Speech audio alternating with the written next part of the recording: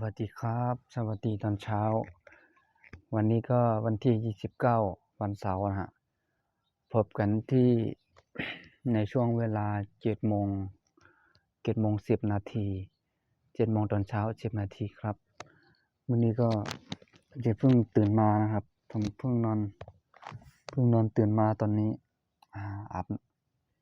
ล้างหน้าแปรงฟันเรียบร้อยก่อนจะไปทำงานก็เราอัปโหลดคลิปสักหน่อยนะอัปโหลดคลิปสักคลิปก็ได้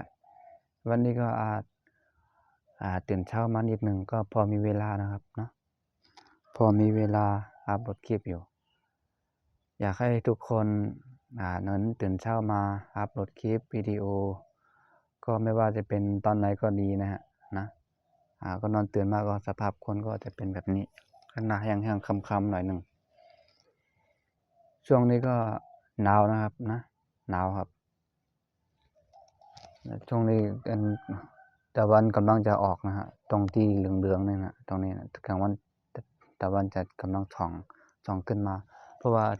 ที่ผมอยู่นี่มันมงนิดหนึ่งก็เลยมัน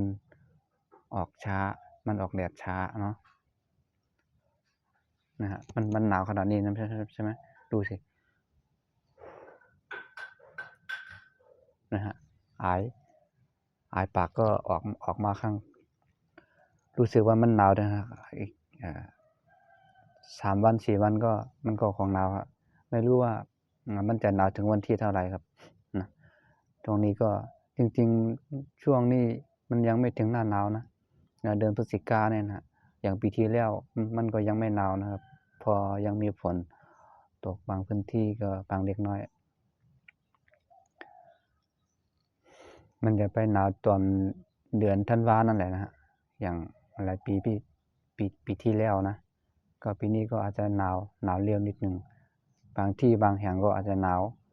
บางที่บางแห่งก็อาจจะมีฝนอยู่หรือ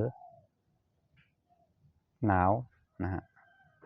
ใครที่เดินทางไปไกลไปไหนมาไหนก็ขอให้ทุกคนเดินทางปลอดภัยใส่เสื้อกันหนาว